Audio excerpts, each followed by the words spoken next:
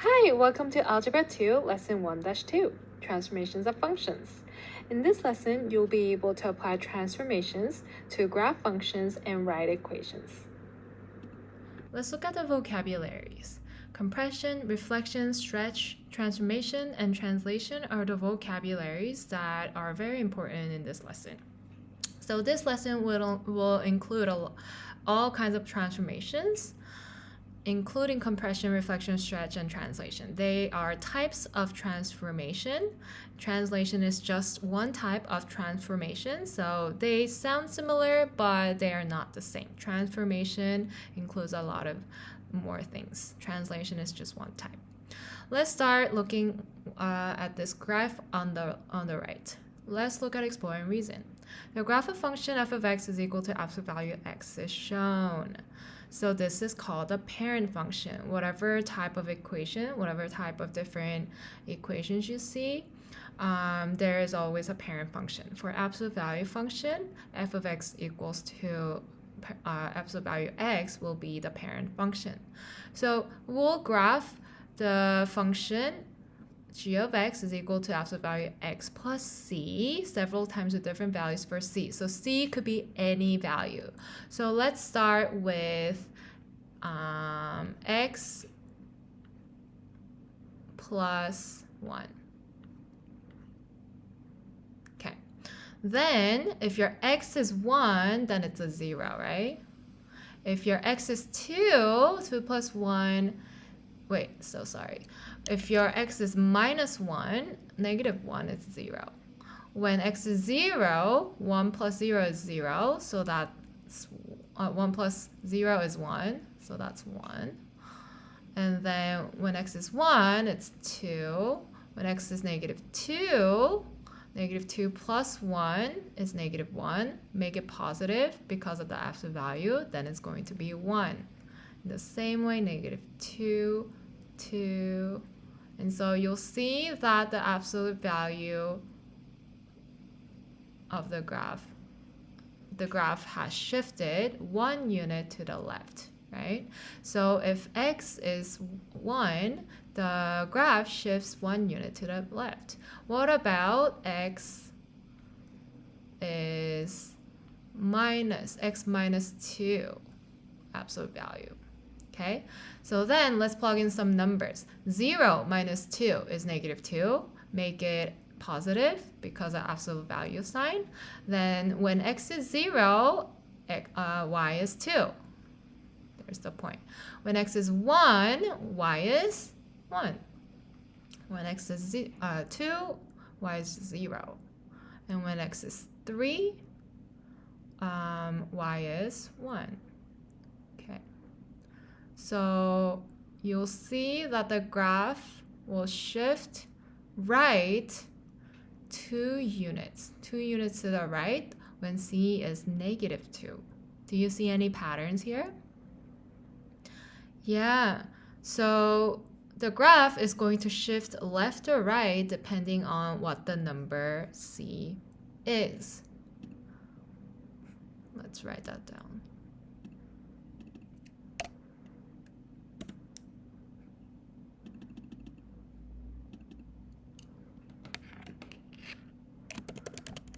The graph shifts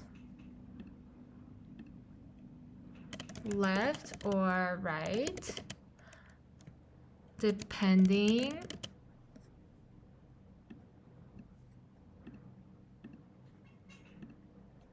on the value of c. The graph shifts left when c is positive, and the graph and right when c is negative. Okay, this is part A.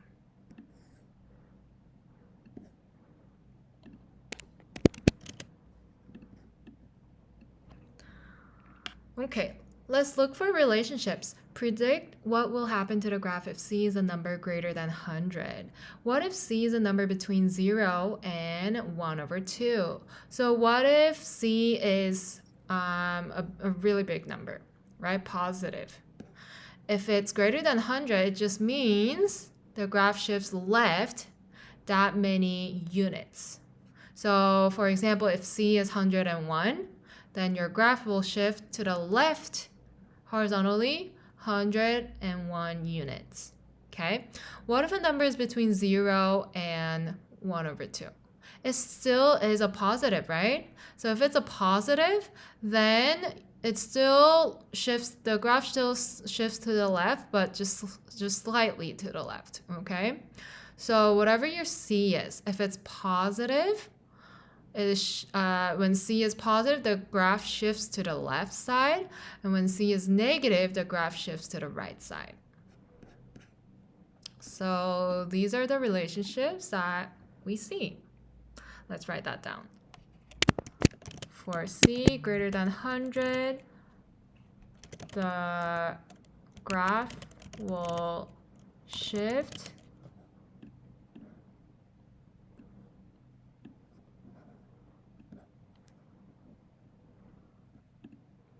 to the left.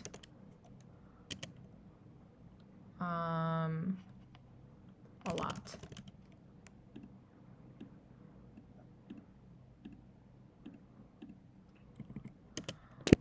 For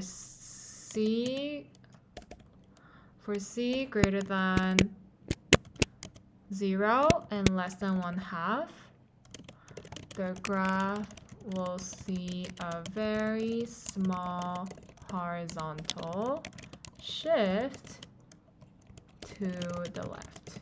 So it still goes to the left. If you don't believe me, just try making up your table of values. You will see that the graph will shift to the left whenever it's positive. Okay? All right, so the essential question for this lesson: what do the differences between the equation of a function and the equation of its parent function tell you about the differences in the graphs of the two functions? So we're going to compare two graphs a lot. Let's look at example 1. We're translating a function. Graph the function f of x is equal to x squared, so the quadratic, for the domain -2, 2. So that means from -2, including -2, to -2, including 2, right? The graph should be x squared. So if it's less than -2 or greater than 2, the graph does not exist, okay? Because the domain only exists from -2 to 2.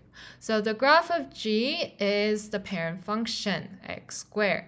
And the graph f is the parent function. G is the transformation 3 units down.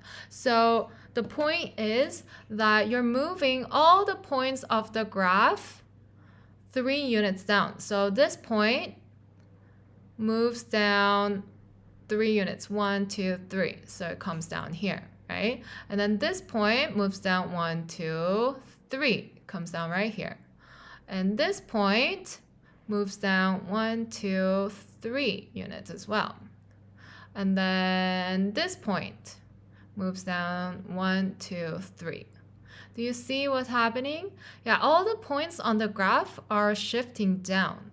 So look at all the individual points. If any point x comma y in this original equation is shifted 3 units to the downwards, then how is our point changing? Is x changing? No, when each point is moving 3 units down, your x is still the same, right? But y is changing by -3. It's going down 3 units, right? So your new points could be defined as x comma y minus 3 when the original points are x comma y, right? So using this pattern, using these points, you can write the new equation. So your y is going to change. So that means whatever you plug in for the value of x here, you're going to subtract 3 on the whole equation, because whatever x is, you square it to get y, right? The value of y. But your value of y here will be -3. Negative -3 from the final answer of the original graph. So you're going to subtract whatever f of x is -3. So your new equation, g of x, should be f of x is what? F of x is equal to x squared. So x squared minus 3 is your new equation of g of x. Okay, so this is called translation. Translation is one of the transformations that we will see. And it is the easiest one. It moves up or down, left or right. So in this case, it's a vertical translation, 3 units down. Okay, so when we're describing translation, we're going to say if it's vertical or horizontal, and which way are they moving. If it's horizontal, it's left or right. If it's vertical, it's up or down, right? So we have to indicate the direction and how many units.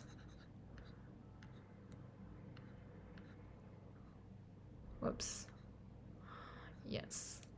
Okay. So in general, if g of x is the same as f of x, and then you just add a number k, then the graph of g is a vertical translation of the graph of f by k units, that many units, okay? All right. Let's look at part B. So we're going to graph the function x squared for domain -2 to 2, which was our original f in part A. And the graph of the function g is obtained from the graph of f with a translation 3 units to the right. So what if we're moving to the right? Let's look at all the individual points. So starting here, this point moves 3 units to the right. 1, 2, 3, right here. Okay. This point moves 3 units to the right as well. 1, 2, 3. Okay, it's here. And then this point moves 3 units to the right. 1, 2, 3. Okay, maybe a little bit more. And then this point moves 3 units to the right. 1, 2, 3. And this point moves 3 units to the right. 1, 2, 3. There we go. So you see a pattern. So what if your original point is x, y? Your new point could be described as, is y changing or x changing? X is changing, right? Your y is staying the same. So y is the same, but x is whatever your original value of x was plus 3. So this is your new point. And so your translation of the graph of f to the graph of g could be described as your x plus 3. How do we do that? Whatever your f of x is, your g of x plus 3 should be your f of x. Okay, so looking from g, you're adding 3 to your x, right? So if you add 3 from f of x to your x values, then that is your g of x. So that means your g of x is adding 3 units to the x to f of x. Okay, so if we want to write that as an equation of f of x, right, in terms of f of x, your new function, your g of x, will be f of x, x squared. But then your x needs to be added first. X plus x minus 3, actually. Sorry. So when you make a horizontal translation, it is the opposite. Yeah, because if you look at it from, if you look at the equation, your equation is written in terms of y, okay? So when you're writing the equation and you're thinking, oh, why are we subtracting 3 for x? We're not subtracting 3 for x. When we solve for x, it's actually adding it. Okay, so your equation, if you write it in terms of x, that 3 actually becomes addition. Yeah, so if you're confused, always look at individual points. So if x is, say, 3, 3 minus 3 makes it 0, right? 4 minus 3 is positive 1. 1 square is here. 5 minus 3 is 2. 2 square is 4. Okay, your y always needs to be positive. And so, yeah, if you add or subtract outside your function equation, that means you're changing the entire y. You just want to change your x, not y. So in that case, if in quadratic function, your horizontal translation will be inside the parentheses of the square. Okay, so in general, if your g of x is equal to f of x minus h, so this is the same as g of x is equal to f of x minus h.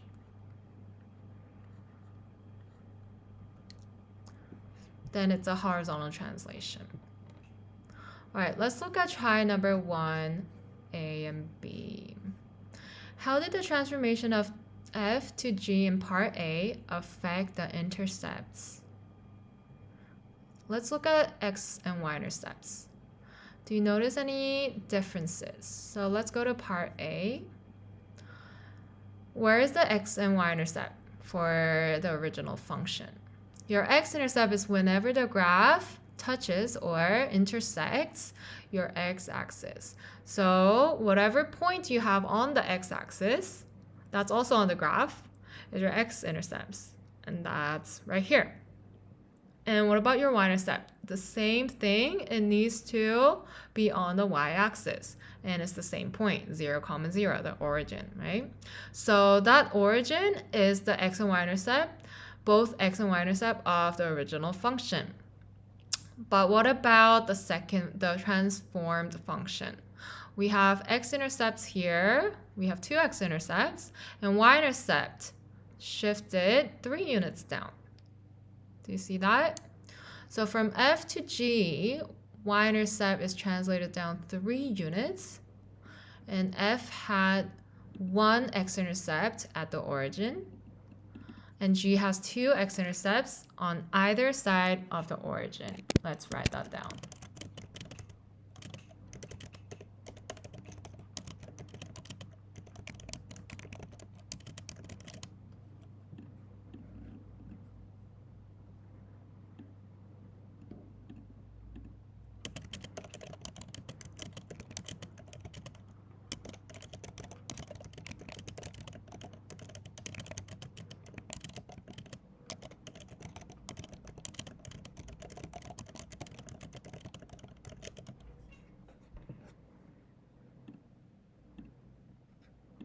Okay, this is part A. So what about part B? How did the transformation of f to g affect the intercepts in part B? So again, the origin would be your x and y intercept here, right? Since the domain cuts it off, right? Your y-intercept does not exist for the transformed function. And then your x-intercept just shifts 3 units to the right.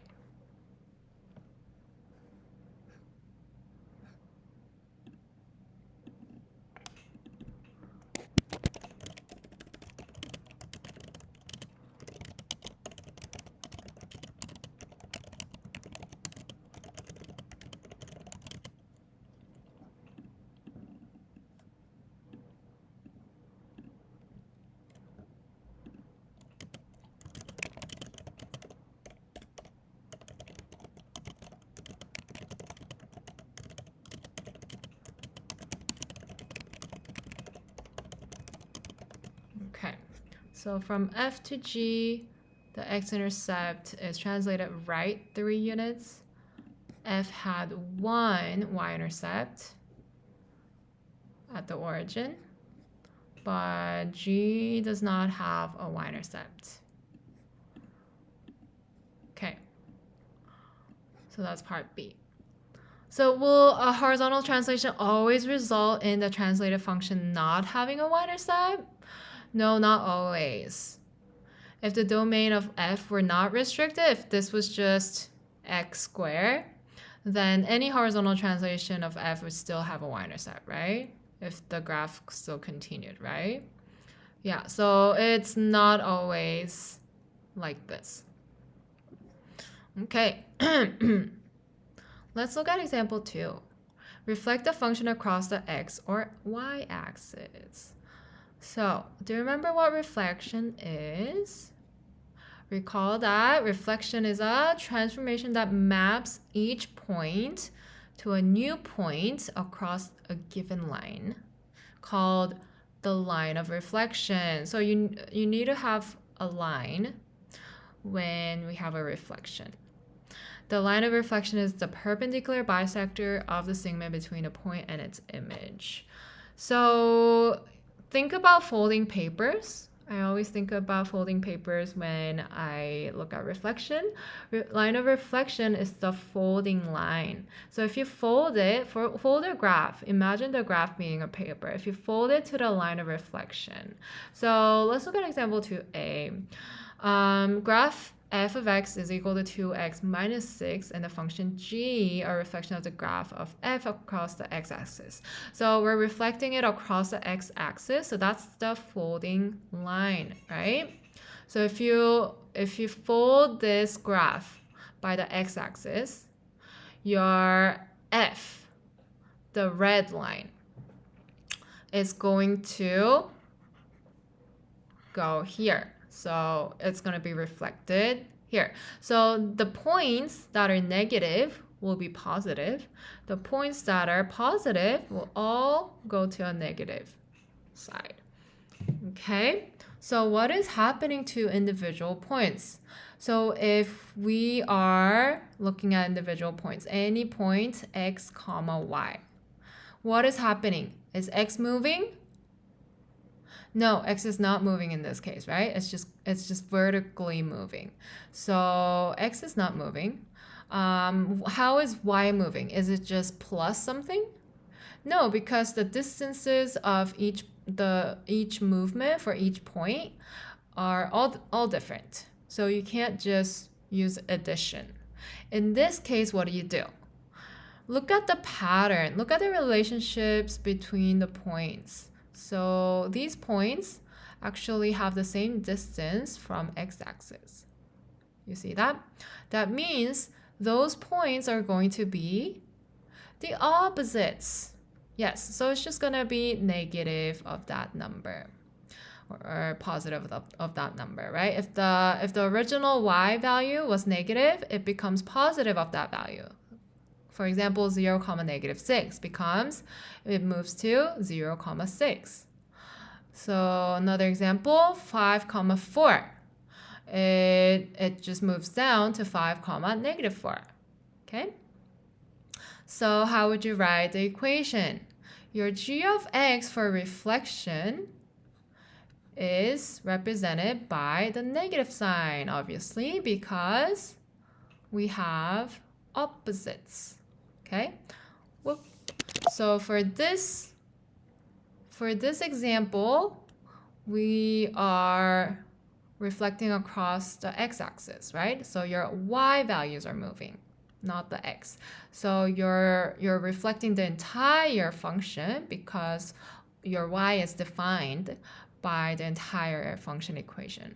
Okay, if it's reflected across the y-axis, then your y is staying the same, right? Y would stay the same, but the x values of x would move. They would be the opposite. So in that case, you will put a negative sign inside the function f of negative x. Okay. So the function g of x is the opposite of the function f of x. That's when you reflect it across the x-axis. All right, let's go to the next page. Part B, graph f of x is equal to 2x minus 6. So the red line again, that is your starting line.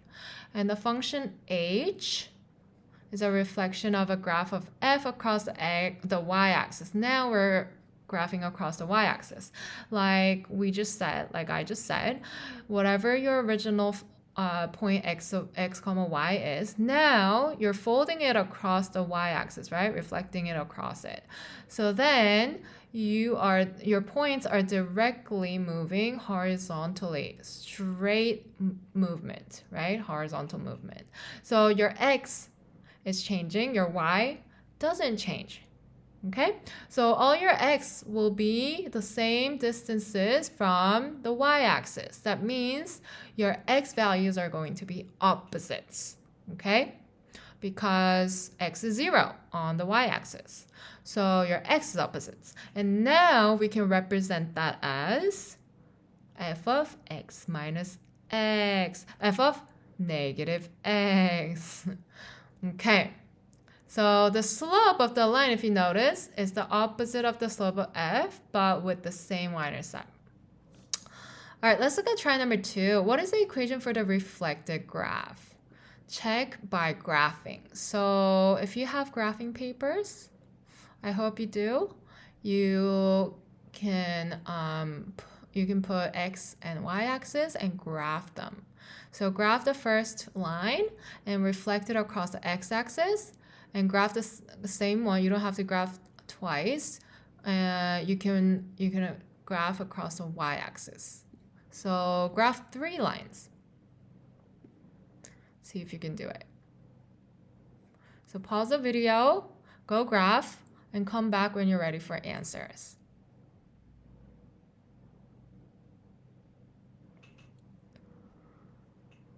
Okay, are you ready? So part A. Sorry, my graph is not going to be straight because I am drawing electronically. So it should be more accurate. But the important thing is that we label the x and y axis and we know where the lines are going to be. All right. -2 is your y-intercept, so you can start here. Whoops. So that is -2, and you can start here, and then you can draw x squared using the transformation, the translation, the vertical translation, right? 1, 2, 3, 4, right here. And then you will have an x squared. Oh, that is so not accurate. Unfortunate, but I can move. Okay, so I tried my best. So this is x squared minus 2 across the x squared minus 2. And now we're going to reflect it across the x-axis. So this point moves up here. Let me use this point. Okay, and then it's going to look something like this. Okay, so this is A, graph A. And then if you reflect the original graph across the y-axis, it's going to be the same. Wow, how is that possible? Because technically the points are moving, but the points here on the left side will go to points on the right side, and the right side will go to the points on the left side, which are very identical. So your quadratic function is already very identical, right? So then it will look like it doesn't really change when you graph it across the y-axis, but it actually does. All right, let's write the equation down. What about part A? So technically, you are moving all your points to the other side of x-axis, right? That means your y is changing, so you're going to put a negative into your entire function. So that means, okay, your part A, your x squared minus 2, this is your equation of the graph, right? You're going to multiply the entire function by negative. That means your y is equal to negative x squared plus 2. Okay? All right, part B. Technically, the points are moving, but you don't really see the points moving, right? Because if you put the negative, because your x's are moving, your x is negative, right? So f of negative x will be negative x squared in this case, minus 2.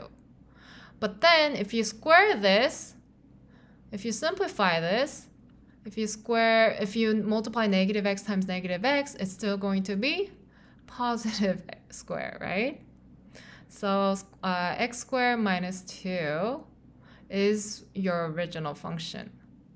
So we come back to the original function. It's the same thing. But technically, we're doing negative x parentheses square minus 2. Okay? So these are the equations. We'll continue this lesson in the next video.